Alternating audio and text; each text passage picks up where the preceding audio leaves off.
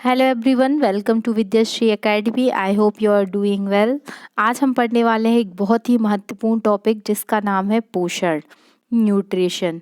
Nutrition हम जो भी खाते हैं, चाहे उसमें विटामिन हो, प्रोटीन हो, कार्बोहाइड्रेट हो, फैट हो, ये सब फल सब्जियाँ, दूध, सब न्यूट्रिशन के अंतर्गत ही आता है।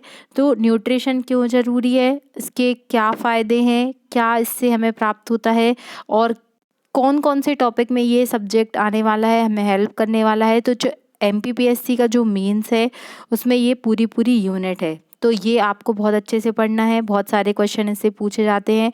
इसके अलावा जो पटवारी का सिलेबस है या एसएससी का जो एग्ज़ाम है, तो एसएससी सीजीएल में भी साइंस के अंतर्गत इससे रिलेटेड क्वेश्चन पूछे जाएंगे आपसे। एमपीपीएससी के प्रीलिम्स में भी न्यूट्रिशन से रिलेटेड क्वेश्चंस आते हैं। तो ये टॉपिक आज हमें ऐसे कवर करना है कि ऑब्जेक्टिव भी हम जो ऑब्जेक्टिवली क्वेश्चंस हैं वो भी हमें सॉल्व कर सकें। और हमें यदि इसमें आंसर राइटिंग लिखना पड़ता है कि टाइप्स ऑफ न्यूट्रिशन को समझाइए या न्यूट्रिशन के क्या फ़ायदे हैं, कार्बोहाइड्रेट कि कितने प्रकार होते हैं, क्या होता है, इस तरीके से हम इसको पूरे सिलेबस को आज बहुत अच्छे से कंप्लीट करेंगे। आज की डेट में हमें पूरा का पूरा न्यूट्रिशन समझ में आ जाएगा। तो चलिए पढ़ना शुरू करते हैं। सबसे पहला पॉइंट तो यही आता है कि what is the nutrition. Nutrition क्या है, तो हम अपनी अगर सामान्य भाषा में इसको परिभाषित करें तो वे सभी पदार्थ जो हम शरीर के अंदर ग्रहण करते हैं, जिनसे हमें शक्ति मिलती है, वो सब क्या होते हैं, न्यूट्रिटिव पदार्थ होते हैं, या फिर बोल सकते हैं कि पोषक तत्व होते हैं जो हमें पोषण प्रदान करते हैं। तो वे सभी क्रियाएं जिनके अंतर्गत भोजन शरीर के अंदर ग्रहण किया जाता है, फिर पाचन और संश्लेषण की क्रियाओं के उपरांत क्या होता है, वो जो जीव द्रव्य होता है उसमें विलीन हो जाता है और वृद्धि की प्रक्रियाओं में उपयोग होने के बाद जो अपचित भोजन का शरीर के बाहर निकलना ही क्या कहलाता है, पोषण कहलाता है। इसका मतलब क्या है कि फॉर एग्जाम्पल यदि आपको भूख लगी है और आपने रोटी खाई है, तो रोटी के रूप में आप क्या कार्बोहाइड्रेट ले रहे हैं, और कार्बोहाइड्रेट में जो ग्लूकोज है वो आपको क्या कर रहा है, एनर्जी दे रहा है, जो एटीपी के रूप में एनर्जी कन्वर्ट हो रही है और वो आपको आपकी ग्रोथ में हेल्प कर रही है, आपको उससे क्या मिल रही है, ताकत मिल रही है। तो पोषण की डेफिनेशन कैसे बता सकते हैं कि वे सभी क्रियाएं जो शरीर के अंदर भोजन के रूप में ग्रहण की जाती हैं और पाचन संश्लेषण क्रियाओं के उपरांत जीव द्रव्य में विलीन होकर शरीर की वृद्धि में प्रयोग होने के पश्चात जो अपचित भोजन है वो शरीर के बाहर निकालना ही क्या कहलाता है, पोषण कहलाता है। पोषण वास्तव में शरीर की ग्रहण करने, शरीर के स्वरूप में, शरीर की बहुत सारी जो एक्टिविटीज़ हैं उसमें उपयोग करने में, और फिर जो अवशिष्ट पदार्थ के रूप में परित्याग, मतलब अपशिष्ट पदार्थ के रूप में जो निकल जाता है, जैसे जो पसीना आता है तो वो भी एक तरीके का अपशिष्ट परित्याग है। ये सारी प्रक्रिया पोषण के अंतर्गत कंप्लीट होती है। तो इसमें दो चीज़ें, दो दो इसके होते हैं। एक होता है भोजन का अंतर्ग्रहण, फिर भोजन का पाचन, फिर अवशोषण, और फिर स्वांगीकरण, और फिर इंजेक्शन, मतलब मल परित्याग या बहिष्करण। तो ये प्रक्रिया इस तरीके से कंप्लीट होती है। कौन कौन से चरण में होती है, सबसे पहले तो इग्निशन, मतलब भोजन का अंतर्ग्रहण, मतलब पहले भोजन को खाया जाएगा। फिर सेकंड स्टेप होगा भोजन का डाइजेशन, मतलब भोजन का पाचन। फिर एब्जॉर्प्शन होगा, एब्जॉर्प्शन होने के बाद में एसिमिलेशन होगा, श्वंगीकरण होगा, और फिर क्या होगा, इजेक्शन होगा, मतलब बहिष्करण होगा। तो ये सारी प्रोसेस मिलके ही न्यूट्रिशन के चक्र को क्या करते हैं, कंप्लीट करते हैं। फिर एक क्वेश्चन और आता है कि जो पोषक होते हैं, जो न्यूट्रिएंट होते हैं, उनके कितने टाइप होते हैं। तो न्यूट्रिएंट के दो टाइप होते हैं। पहला होता है ऑर्गेनिक न्यूट्रिएंट, मतलब कार्बनिक पोषक, और दूसरा होता है अकार्बनिक पोषक, मतलब इनऑर्गेनिक न्यूट्रिएंट। अब ऑर्गेनिक मतलब जिनमें कार्बन होगा, और इनऑर्गेनिक को हम ऐसे समझ सकते हैं कि जो अकार्बनिक तत्व होंगे, जैसे जो कार्बोहाइड्रेट है, लिपिड है, प्रोटीन है, विटामिन्स हैं, मैक्रोन्यूट्रिएंट्स हैं, ये सब क्या होंगे, ऑर्गेनिक कंपाउंड होंगे, ऑर्गेनिक न्यूट्रिएंट होंगे। और अकार्बनिक तत्वों के अंतर्गत जैसे खनिज लवण है, calcium, potassium, sodium, phosphorus, chlorine, water, और जो माइक्रो न्यूट्रिएंट्स हैं वो इनऑर्गेनिक न्यूट्रिएंट के अंतर्गत आएंगे। तो ये आपको याद रखना है कि कार्बनिक न्यूट्रिएंट के अंतर्गत क्या क्या आएगा और अकार्बनिक के अंतर्गत क्या क्या आएगा। फिर टाइप्स ऑफ न्यूट्रिशन या मोड ऑफ न्यूट्रिशन क्या है, पोषण के कौन कौन से प्रकार हो सकते हैं। तो ये दो तरीके से होता है, एक होता है ऑटोट्रॉपिक और एक होता है हेट्रोट्रॉपिक। ऑटोट्रॉपिक मतलब स्वपोषी और हेटेरोट्रॉपिक मतलब विषमपोषी। अब इसको समझना, ऑटो मतलब ऑटो का मीन्स ही होता है स्वयं से, जो खुद से करे। इसका मतलब इस समूह के जीव अपना भोजन स्वयं बनाते हैं। फॉर एग्जाम्पल फोटोसिंथेसिस की प्रोसेस के द्वारा जो प्रकाश संश्लेषण होता है, उससे क्या करते हैं, जो पेड़ पौधे होते हैं वो सूर्य की रोशनी द्वारा अपना भोजन स्वयं स्वयं बनाते हैं। अब ऐसा तो नहीं है कि प्लांट को यदि भूख लगी है तो उसको अपना भोजन कोई और देगा, तो उनमें तो फोटोसिंथेसिस की प्रोसेस होती है जिसके द्वारा वो क्या करते हैं, अपनी ग्रोथ करते हैं।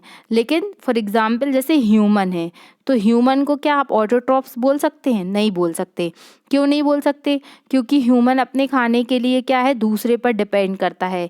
किसान क्या है, खेतों में क्या पौधों द्वारा क्या करता है, अनाज का उत्पादन करता है, फिर हम उसे खाते हैं। तो इस समूह के जीव अपना भोजन स्वयं बनाने में असमर्थ होते हैं। ये पोषण हेतु अन्य जीवों या वनस्पतियों पर निर्भर करते हैं। अब आप ऐसे तो नहीं बोल सकते ना कि किसान जो है वो एक इंसान ही है जो फसल की पैदावार कर रहा है। ऐसा नहीं है, हम अपने भोजन के लिए वनस्पतियों पर निर्भर हैं, वेजिटेबल पर निर्भर है। तो क्या है, हम जो है वो ह्यूमन है वो ऑटोट्रॉप्स नहीं होगा, हेटेरोट्रॉपिक होगा। जैसे जो अन्य जानवर है, जैसे कुत्ता है, बिल्ली है, ये सब भी अपने भोजन के लिए दूसरों पर डिपेंड करते हैं, तो ये सभी हेटेरोट्रॉप के अंतर्गत आते हैं। तो इसको आप याद रखिए। फिर हेटेरोट्रॉप को भी 3 टाइप से डिवाइड किया गया है। इसमें होते हैं प्राणी संभोजी, होलोजोइक, मृतोपजीवी, सैप्रोफाइटिक, और एक होते हैं पैरासाइट्स, परजीवी। तो ये आप इंग्लिश में याद कर लें तो ज़्यादा अच्छा है। तो इसमें आपको समझना है कि होलोजोइक के अंतर्गत क्या क्या आएंगे। इस समूह के प्राणियों द्वारा पादप और जंतुओं के कुछ या संपूर्ण शरीर को ठोस अथवा द्रव रूप में ग्रहण किया जाता है। जैसे जो इसके टाइप्स क्या हैं, होलोजोइक में शाकाहारी आते हैं, मांसाहारी आते हैं, सर्वाहारी आते हैं, अपमार्जक आते हैं। जो मृतोपजीवी हैं, मृतोपजीवी का सिंपल सा मतलब है कि ये जो इस समूह के जो जीव होंगे वो सीधे पाचक एंजाइम का स्राव करते हैं और मृत जीव जंतुओं तथा भोजन से जो घुलनशील ऑर्गेनिक कंपाउंड होते हैं उसको क्या करते हैं, खाते हैं। जैसे जितने भी बैक्टीरिया हैं, फंजाई हैं, प्रोटोजोआ हैं, वो सब किसके अंतर्गत आते हैं, वो सैप्रोफाइटिक के अंतर्गत आते हैं, मृतोपजीवी के अंतर्गत आते हैं। फिर होते हैं पैरासिटिक मतलब परजीवी। इस समूह के जीव जो होते हैं वो अपने पोषण के लिए दूसरे जीव के स्थायी संपर्क में आते हैं और उससे अपना ऑर्गेनिक कंपाउंड लेते हैं। फॉर एग्जाम्पल, दुनिया का सबसे अच्छा एग्जाम्पल, इजिएस्ट एग्जाम्पल है मलेरिया। मतलब जो मलेरिया का मच्छर होता है, मच्छर क्या करता है, मच्छर काटता है, स्किन पर बैठता है, खून को शक करता है और जिससे क्या हो जाता है, मलेरिया हो जाता है। तो वो क्या है, वो परजीवी है क्योंकि वो अपने पोषण के लिए दूसरे जीव पर डिपेंड कर रहा है।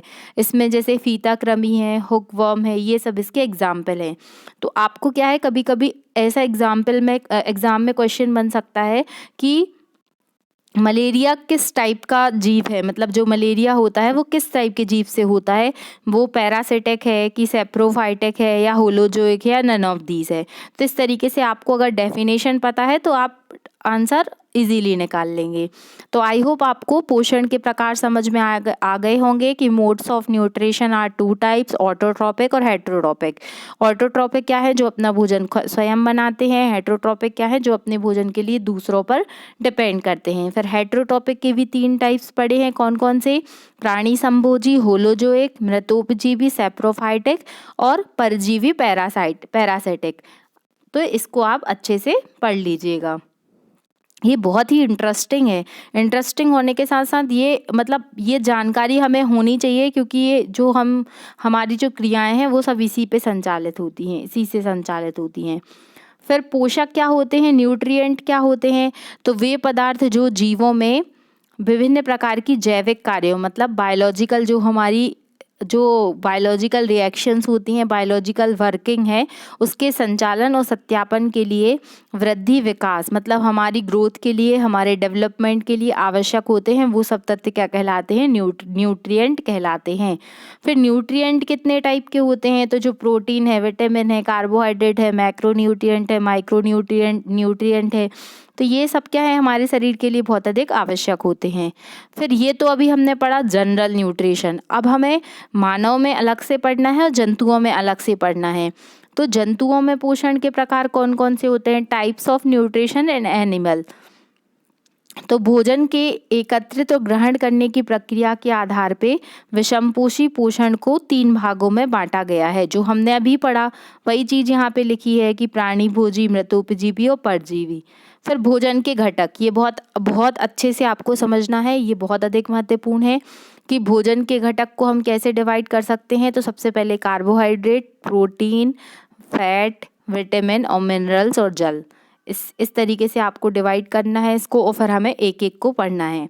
फिर जो रेसे होते हैं, जैसे फाइब्रस फ्रूट्स होते हैं और जल होते हैं, वो भी शरीर के लिए अत्यधिक आवश्यक होता है। अब आपको लगेगा कि जो वाटर है वो न्यूट्रिशन कैसा है, इसमें तो कोई कैलोरी तो होती नहीं है वाटर में, लेकिन जो वाटर है वो, अगर आप कार्बोहाइड्रेट ले रहे हैं, प्रोटीन ले रहे हैं, विटामिन्स ले रहे हैं, तो उन सब की क्रियाएं वाटर के बिना कंप्लीट नहीं हो सकती। तो वाटर भी न्यूट्रिटिव कैटेगरी में आता है, इसको याद रखिएगा। फिर विभिन्न प्रकार के वर्गों में रखा जा सकता है भोजन को, जो शरीर के मतलब क्या क्या इसके कार्य हो सकते हैं कि शरीर का निर्माण करने वाले खाद्य पदार्थ, फिर रक्षा प्रदान करने वाले, फिर ऊर्जा प्रदान करने वाले। तो किससे कौन सी चीज़ प्राप्त होती है वो सब ये यहाँ पे बताया गया है। इसमें देखिए आप, ये लिस्ट दी गई है कि प्रमुख भोज्य पदार्थ कौन कौन से हैं। जैसे शुगर है, ग्लूकोज है, गन्ने का रस है, शहद है, दूध है, ब्रेड, मक्खन, आलू, ये सब क्या है, कार्बोहाइड्रेट के सोर्स हैं। तो कार्बोहाइड्रेट का मेन फंक्शन क्या होता है कि जितनी भी हमें एनर्जी मिलती है, आज हम जो बोल पा रहे हैं, जो हमारे अंदर एनर्जी है, तो वो कार्बोहाइड्रेट के कारण है। तो आप हमेशा याद रखिए, इसीलिए आपने देखा होगा जैसे जब कभी भी वीकनेस आ जाती है तो ग्लूकोज की बॉटल चढ़ती है, या ग्लूकोज आपको बोला जाता है कि आप मीठा खाइए। क्यों? क्योंकि उसमें शुगर होती है जो क्या करती है, एनर्जी प्रोवाइड करती है। फिर लिपिड्स के अंतर्गत जो फैट है, तो इसमें जितने भी ऑयल है, घी है, तो बादाम का तेल, लिवर का तेल, अंडे का पीतक मतलब वही ऑयल होता है, मूंगफली, ये सब आपको फैट प्रोवाइड करेंगे। फिर मांस है, दूध, दाल, अंडे, पनीर, इनमें क्या होता है, एमिनो अम्ल होता है। तो प्रोटीन की जो यूनिट होती है वो एमिनो एसिड से मिलके प्रोटीन बने होते हैं। तो ये प्रश्न भी पूछा गया है, इसको आप याद रखिएगा। फिर आपको मिनरल्स, तो नमक, अचार, मक्खन, इन सब में मिनरल्स मिल जाएंगे। फिर पर्टिकुलर मिनरल्स लाइक जैसे सोडियम किससे प्राप्त होगा, कैल्शियम किससे प्राप्त होगा, फॉस्फेरस, आयरन, तो ये सब आपको ऐसे जनरल पढ़ लेना है, वैसे तो ये सब आप लोगों को पता ही होगा। फिर विटामिन वाला लेक्चर मैंने साइंस वाली प्लेलिस्ट में डाला है। अगर आपने विटामिन नहीं पढ़ा है तो आप वहाँ से पढ़ लीजिए। मैंने एक एक विटामिन का नाम, उसका साइंटिफिक नाम क्या है, कौन से रिसोर्स से प्राप्त होता है, उसकी कमी से कौन सा रोग होता है, वो सब बहुत डिटेल में पढ़ाया है। यहाँ पे हम जस्ट देखते हैं कि विटामिन जैसे विटामिन के क्या होते हैं, 2 टाइप होते हैं। एक होता है वाटर सॉल्युबल और एक होता है फैट सॉल्युबल। जो वाटर सॉल्युबल होता है वो विटामिन बी होता है और विटामिन सी होता है। हम WBC बोलते हैं ना, WBC, तो बस आपको WBC से आपको हमेशा याद रहेगा कि वाटर सॉल्युबल विटामिन कौन कौन से हैं, विटामिन बी है और विटामिन सी है। और फैट सॉल्युबल में जो बचे हैं, मतलब A, D, E और K, ये चारों विटामिन कैसे होते हैं, ये फैट सॉल्युबल विटामिन होते हैं। तो इनको याद रखिएगा कि vitamin A retinol, vitamin B1 का नाम क्या है, B2 का नाम क्या है, ये सारी लिस्ट आपको याद होनी चाहिए क्योंकि इससे क्वेश्चन आते हैं। फिर फूड एंड न्यूट्रिशन, तो सबसे पहले इसके 3 काम बहुत महत्वपूर्ण होते हैं। पहला तो यही कि ये ऊर्जा प्रदान करने वाले होते हैं। तो जो पोषक तत्व है, कार्बोहाइड्रेट है, वसा है, प्रोटीन है, ये सब क्या है, ये सब आपको कैसे मिलेगा, जैसे गेहूं से क्या मिलेगा, कार्बोहाइड्रेट मिल जाएगा। फिर प्रोटीन मिल जाएगा, गेहूं से प्रोटीन मिलेगा। फिर तेल है, तेल में फैट मिलेगा, आलू में कार्बोहाइड्रेट मिलेगा, चपाती में कार्बोहाइड्रेट मिलेगा। फिर शरीर निर्माण करने वाले खाद्य पदार्थ, तो जो भी खनिज हैं, मतलब मिनरल्स हैं, प्रोटीन है, वाटर है, ये क्या करेंगे, ये शरीर का निर्माण करने में, ग्रोथ के लिए हेल्पफुल होंगे। जैसे मछली, मूंगफली, दूध, चना, अंडा, ये सब क्या है, शरीर का निर्माण करने में बहुत अधिक आवश्यक हैं। फिर प्रतिरक्षा मतलब रोगों से लड़ने की क्षमता, मतलब जो इम्यूनिटी है वो कैसे डेवलप होगी, तो उसके लिए गोभी है, नींबू, प्याज, संतरा, मतलब जो विटामिन्स हैं, ये इसके लिए विटामिन्स वाले रिसोर्सेज आपको लेने पड़ेंगे। तो ये क्या दिए गए हैं, ये पोषक भोजन और पोषक तत्व बताए गए हैं कि कौन सा पोषक तत्व कौन से भोजन में होता है, तो इसको भी आपको पढ़ना है। फिर प्रोटीन के ये बताए गए हैं, प्रोटीन के स्रोत कौन कौन से हैं, घी, मांस, मक्खन, मूंगफली, तेल कौन कौन से तेल होते हैं, क्रीम है, अंडे है, मछली है, ये सब बताया गया है, इन सब से प्रोटीन मिलता है। अब हम पढ़ लेते हैं कार्बोहाइड्रेट के बारे में। ये कार्बोहाइड्रेट के बारे में बहुत क्वेश्चन पूछे जाते हैं, तो इसको अच्छे से पढ़िएगा आप। एक एक फैक्ट कैसे प्रीलिम्स में भी पूछा जाता है, ये भी हम डिस्कस करते जाएंगे। तो कार्बोहाइड्रेट ऊर्जा प्रदान करने वाले पदार्थों का वर्ग है, याद रखिएगा इसको। इसमें क्या है, कौन कौन से इसके उदाहरण है, तो जो मंड है, चीनी है, ग्लूकोज है, ये सब क्या है, कार्बोहाइड्रेट के एग्जाम्पल है। जो कंदमूल होते हैं उससे भी कार्बोहाइड्रेट प्राप्त होता है। फिर पका हुआ मंड सरलता से पच जाता है। ये मंड क्या होता है, जो आपने वो देखा होगा जब चावल को बनाते हैं तो उसमें से जो उसका गाढ़ा गाढ़ा पदार्थ निकलता है वही कहलाता है, जिसे देसी लैंग्वेज में आपने सुना होगा चावल का माड़, वही इसको मंड लिखा है इन्होंने। ये क्वेश्चन पूछा जाता है कि ग्लूकोज के कंप्लीट ऑक्सीडाइज, जब ग्लूकोज हो जाता है, पूर्ण ऑक्सीकरण हो जाता है, तो कितनी एनर्जी प्राप्त होती है, तो 4.2 किलो कैलोरी। याद रखिएगा, एक ग्लूकोज के 1 ग्राम जो ग्लूकोज होता है उसके पूर्ण ऑक्सीकरण से कितनी एनर्जी मिलती है, 4.2 किलो कैलोरी ऊर्जा प्राप्त होती है। इसको याद रखिएगा। क्या क्या, जैसे गन्ने का शुगर है, इसमें बहुत अधिक शर्करा होती है, फलों की शर्करा, फिर ये चुकंदर, शहद, फल, दूध, मांस, ये सब क्या है, कार्बोहाइड्रेट के सोर्स हैं, तो इनको याद रखिएगा। फिर रेस्पिरेशन की जो प्रोसेस होती है, रेस्पिरेशन की प्रक्रिया के दौरान ऑक्सीडाइज होकर ऊर्जा का उत्पादन करते हैं, वही ग्लूकोज का ऑक्सीडेशन होता है और उससे ऊर्जा प्राप्त होती है। वो ऊर्जा किस रूप में मिलती है हमको, वो मिलती है ATP। What is the full form of ATP? ATP का फुल फॉर्म होता है एडिनोसिन ट्राइफॉस्फेट, तो इसको याद रखिएगा। फिर कुल ऊर्जा की 50 to 80% मात्रा आपूर्ति शरीर में कार्बोहाइड्रेट के द्वारा होती है। इसको स्टार बना के याद रखिएगा कि जितनी भी टोटल एनर्जी हमारी बॉडी में रहती है उसमें से 50 to 80% मात्रा शरीर में क्या होती है, कार्बोहाइड्रेट के रूप में होती है। क्योंकि आप जो खाना भी खाते हैं, तो आप खाने में क्या खाते हैं, आप रोटी खाते हैं तो उसमें भी मिलेगा आपको। आप सब्जियां खाते हैं, आप चाय पीते, दूध पीते, तो उसमें भी आप शुगर डालते हैं। जो सब्जियां भी लेते हैं तो मोस्ट ऑफ, जैसे आप आलू की सब्जी खाते हैं तो आलू में बहुत सारा कार्बोहाइड्रेट होता है, इसीलिए क्या करता है, ये 80% तक आपको एनर्जी जो बॉडी में मिलती है वो कार्बोहाइड्रेट की वजह से मिलती है। फिर कार्बोहाइड्रेट के मेन फंक्शन क्या है, ये हम पढ़ चुके हैं कि शरीर को ऊर्जा प्रदान करने का काम करता है। शरीर में जमा वसा को शरीर द्वारा उपयोग के लिए कार्बोहाइड्रेट बहुत अधिक आवश्यक होता है।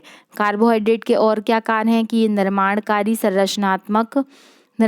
और संरचनात्मक कामों में प्रोटीन को क्या करता है, सुरक्षित करने का काम कौन करता है, कार्बोहाइड्रेट करता है। ये DNA और RNA के घटक होते हैं, क्योंकि जब आप DNA और RNA हम डिटेल में जब पढ़ेंगे तो मैं आपको बताऊंगी किस तरीके से इसमें राइबोज और डीऑक्सीराइबोज शुगर होती है, तो उसमें भी कार्बोहाइड्रेट का इम्पोर्टेंट रोल होता है। चूंकि ये शरीर को एनर्जी प्रोवाइड करते हैं, इसीलिए कार्बोहाइड्रेट ईंधन के रूप में एज अ फ्यूल काम करता है कार्बोहाइड्रेट, तो इसको याद रखिए। अब यदि बॉडी में, हमारे शरीर में कार्बोहाइड्रेट की कमी हो जाएगी तो क्या होगा, सबसे पहला तो चूंकि ये एनर्जी को बढ़ाता है तो क्या हो जाएगा, वजन कम हो जाएगा, वेट कम हो जाएगा। शरीर की जो, अब जब शरीर में एनर्जी की कमी हो जाएगी तो शरीर की जो वर्किंग कैपेबिलिटी है वो कम हो जाएगी, तो कार्य ऊर्जा क्षमता कम हो जाने के कारण, ग्लूकोज की कमी हो जाने के कारण क्या होगी, जल्दी जल्दी थकान हो जाएगी।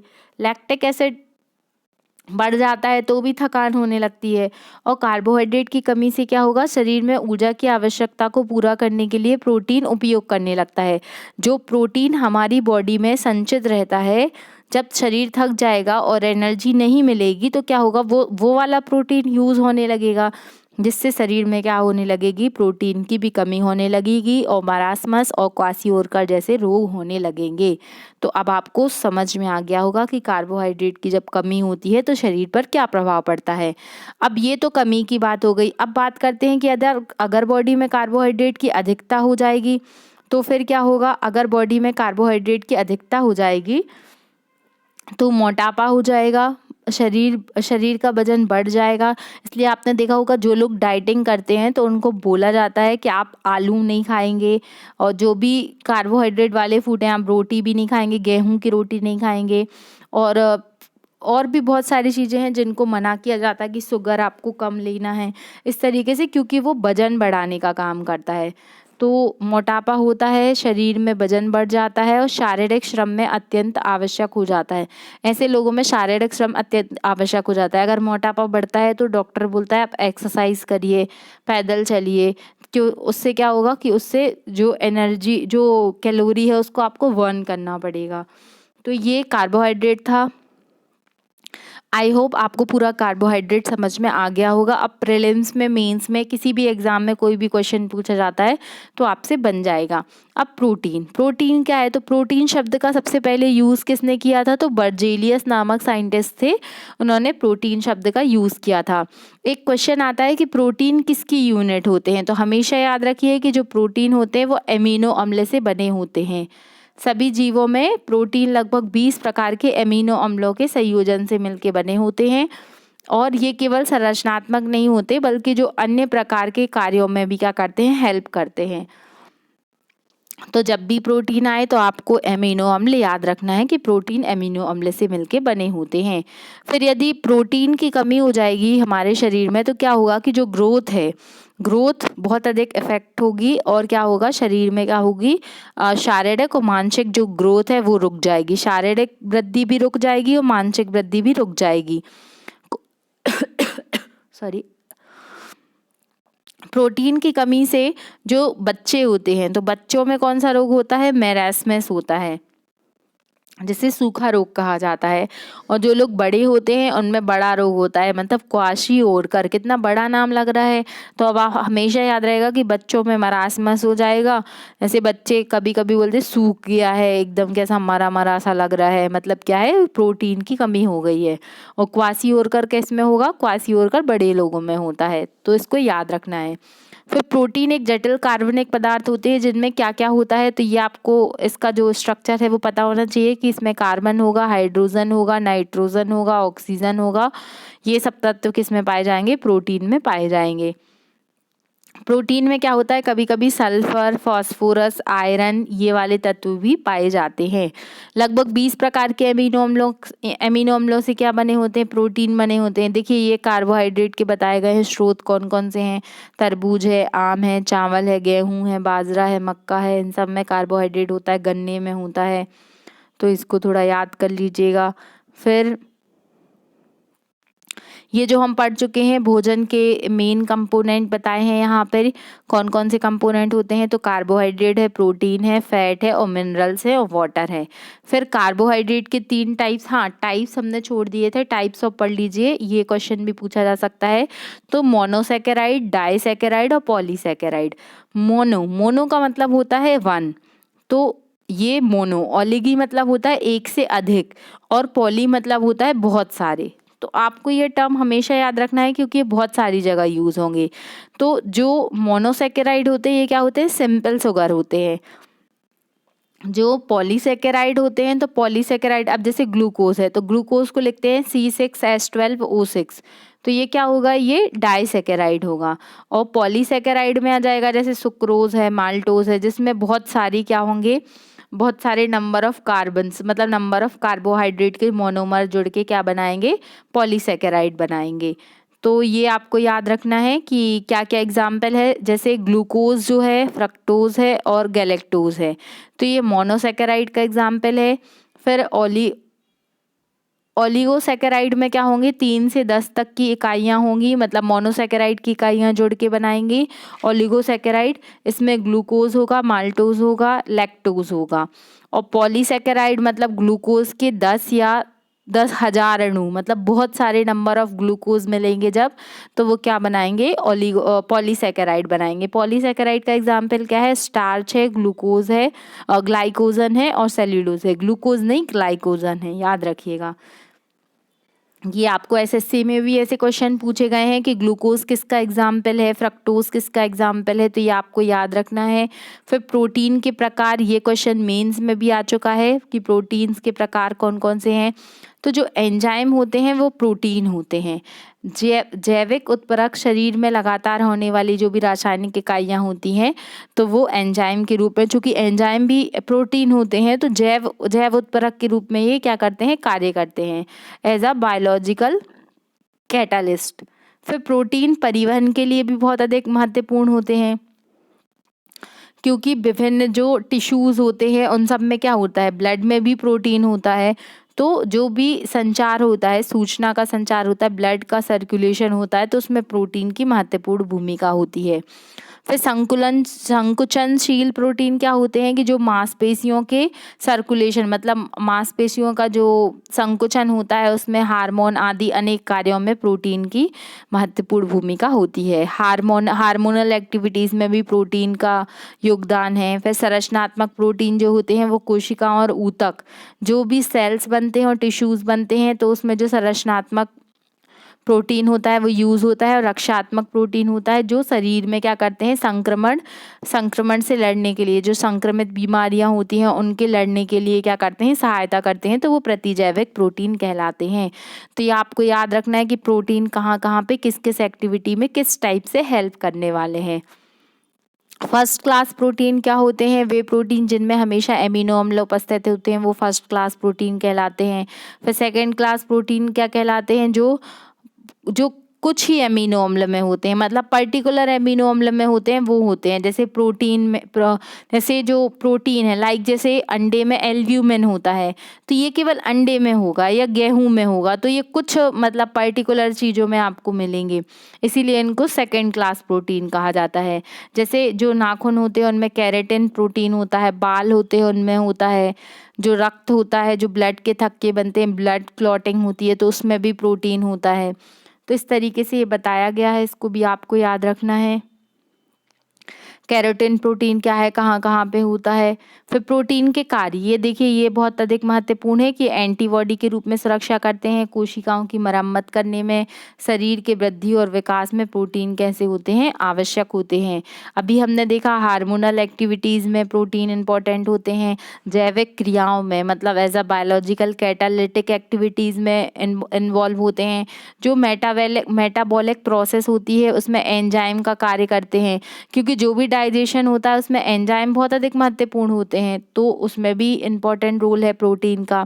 फिर प्रोटीन के स्रोत कौन कौन से होते हैं, तो आपने सुना होगा सोयाबीन में बहुत अधिक प्रोटीन होता है, दूध में होता है, दाल में होता है, बादाम, पनीर, अंडे, इन सब चीज़ों में क्या होता है, प्रोटीन होता है। फिर प्रोटीन ऊर्जा कुपोषण, मतलब प्रोटीन की कमी से होने वाले रोग, जिसमें मेरास्मस होता है और दूसरा होता है क्वासियोरकर। तो ये हम पढ़ चुके हैं कि मरा सा बच्चा, सूखा सा बच्चा हो जाएगा किसमें, मरासमस में। तो ये छोटे बच्चों में होता है, जिसमें 1 वर्ष से कम आयु के जो बालक होंगे उनमें क्या होगा, मरासमस होगा, रोग होगा। और इसमें त्वचा कैसी हो जाएगी, ढीली हो जाएगी, लटक जाएगी, एकदम झुर्रियाँ पड़ जाएंगी। ये सब सिम्टम्स आप पढ़ लीजिएगा, ये इतना। फिर इसके बाद में हम देखते हैं, हाँ, प्रोटीन के टाइप्स। प्रोटीन में आपको देखना है कि सिंपल प्रोटीन, फिर ये होता है संयुग्मी प्रोटीन, और एक होता है व्युत्पन्न protein. Simple protein, conjugated protein और डेराइव प्रोटीन। सिंपल प्रोटीन मतलब होता है जिसमें केवल अमीनो अम्लों से मिलके बने होते हैं, तो वो कहलाते हैं सिंपल प्रोटीन। जैसे एल्ब्यूमिन है, ग्लोब्यूमिन है, केराटिन होता है, नाखून में होता है, बालों में होता है, इस तरीके से। फिर जो सेकंड नंबर का होता है वो होता है कौन सा, कॉन्जुगेटेड प्रोटीन। कॉन्जुगेटेड मतलब होता है 2, मतलब संयुग्मी प्रोटीन, जो संयुग्मी प्रोटीन का संयोजन अमीनो अम्ल के साथ, मतलब एमिनो एसिड के साथ साथ इसमें कुछ अन्य तत्व भी जुड़ जाएंगे, तो वो क्या कहला, जैसे फॉस्फोप्रोटीन। तो फॉस्फोप्रोटीन अलग है और फॉस्फो अलग है, मतलब इसमें फॉस्फोरस तत्व मिल गया है तो ये क्या कहलाएगा, फॉस्फोप्रोटीन कहलाएगा। इसीलिए हम इसे क्या बोलना है, संयुग्मी प्रोटीन, मतलब 2 चीज़ों की ये मिलने से बना है। तो फॉस्फोप्रोटीन, जैसे जो दूध होता है तो दूध में प्रोटीन होता है, न्यूक्लियोप्रोटीन होता है, ग्लाइकोप्रोटीन होता है, लाइपोप्रोटीन होता है। तो ये इस तरीके से बताया गया है, ये किसके एग्जाम्पल हैं, तो ये संयुग्मी प्रोटीन के एग्जाम्पल हैं। फिर डेराइव प्रोटीन क्या होता है? व्युत्पन्न प्रोटीन मतलब होता है कि प्राकृतिक प्रोटीन के आंशिक जलीय अपघटन में प्राप्त होते हैं। मतलब जो नेचुरल प्रोटीन है जब उसका वाटर के साथ क्या किया जाएगा, अपघटन किया जाएगा, तो ये जो प्रोटीन बनेगी वो बनेगी डेराइव प्रोटीन। तो इसके एग्जाम्पल भी आपको याद रखना है, डेराइव प्रोटीन में क्या क्या आएगा। ठीक है। फिर ये कार्बोहाइड्रेट, जैसे बताया है कि ये प्रोसेस बताइए कि कहाँ कहाँ पे क्या क्या यूज़ होता है, किस तरीके से क्रेब्स चक्र में क्या कहाँ पे होता है। जैसे कार्बोहाइड्रेट जो ग्लूकोज 6 फॉस्फेट से ग्लूकोज 1,6 डाइफॉस्फेट बनता है, तो यहाँ पर पायरोबिक एसिड बनता है। किस तरीके से एनर्जी का फॉर्मेशन होता है ये सब बताया गया है, तो ये आप देख लीजिएगा। फिर आहार की कमी के कारण पोषक असामान्यताएं, तो देखिए जैसे कि प्रोटीन की कमी से क्या होता है, मरासमस होता है, ये हम देख चुके हैं। फिर क्वासियोरकर बड़े लोगों में होता है। यदि आयरन की कमी है तो एनीमिया हो जाएगा। आयोडीन की कमी है तो घेंगा रोग हो जाएगा। फिर किस विटामिन की कमी से कौन सा रोग होता है, ये तो हम इसके पहले वाले लेक्चर में पढ़ चुके हैं। तो यदि आपने विटामिन वाला लेक्चर नहीं देखा है तो आप उसे देख लीजिएगा, विटामिन में पूरा पढ़ा चुकी हूँ आपको। फिर सैचुरेटेड फैटी एसिड क्या होते हैं और अनसैचुरेटेड फैटी एसिड क्या होते हैं, ये महत्वपूर्ण है, ये समझना है आपको, क्योंकि ये पूछा जाता है एग्जाम में। सैचुरेटेड मतलब श्रृंखला के सभी परमाणु जिनमें सिंगल बॉन्ड, आप सिंपल सा याद रखिए कि जितने भी पदार्थों में आपको सिंगल बॉन्ड मिलेगा वो सैचुरेटेड होंगे, और जिनमें डबल बॉन्ड ट्रिपल बॉन्ड मिलेगा वो अनसैचुरेटेड होंगे। तो ये याद रखना है आपको। फिर ट्रांस फैट क्या होता है? ट्रांस फैट आपने सुना होगा बहुत सारी चीज़ों में कि ट्रांस फैट है इसमें, तो अधिकांशतः ट्रांस फैट व्यावसायिक रूप से बनाए जाते हैं।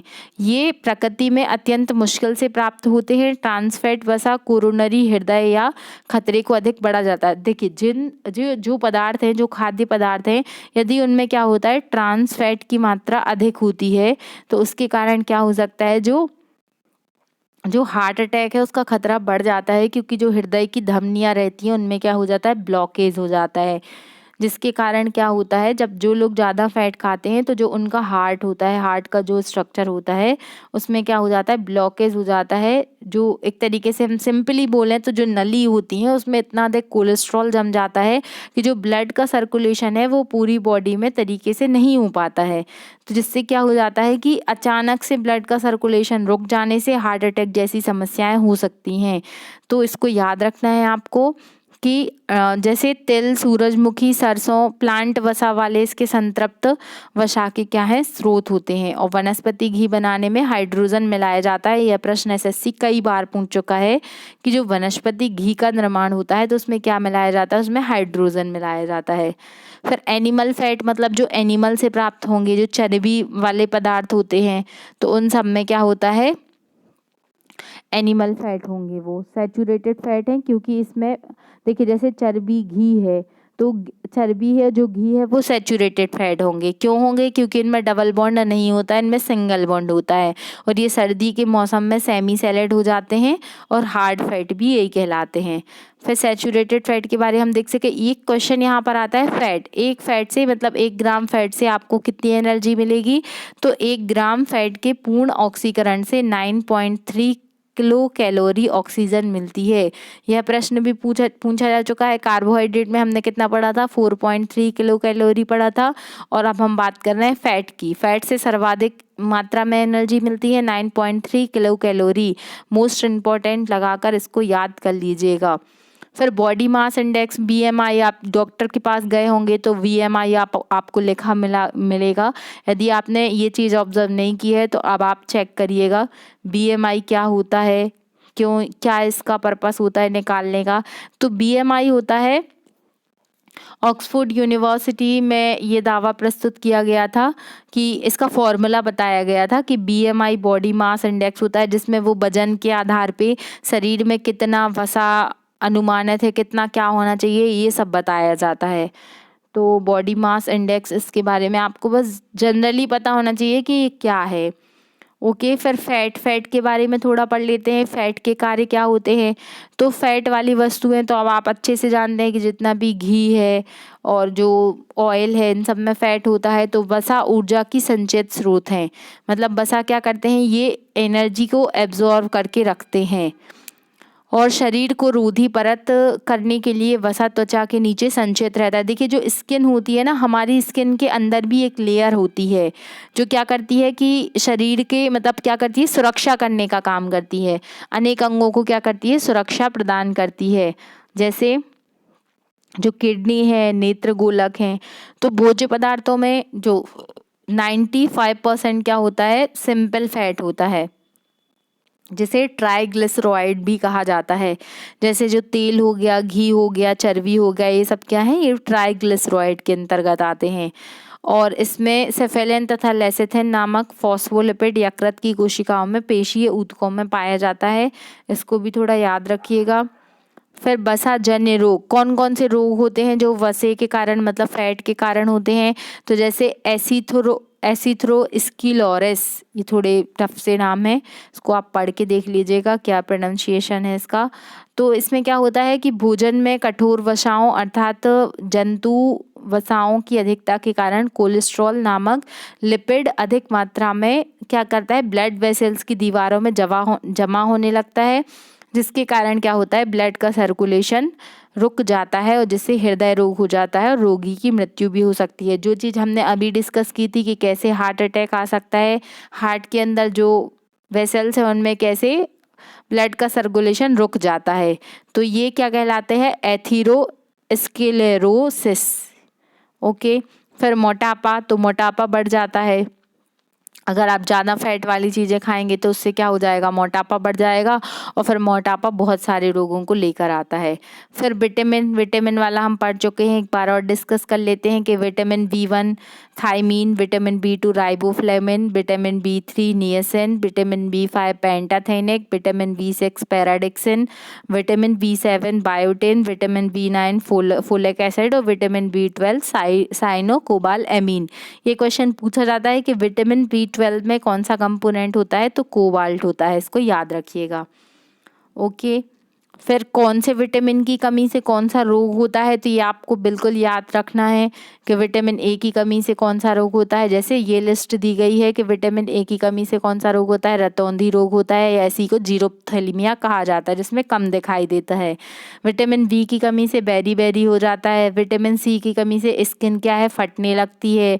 फिर जितने भी B6 है, मतलब B6 है, B12 है, B7 है, उन सब में कॉमन है एनीमिया, तो ये तो आपको याद रहेगा। फिर विटामिन सी की कमी से क्या होता है, स्कर्वी रोग हो जाता है, मसूड़े फटने लगते हैं, फूलने लगते हैं।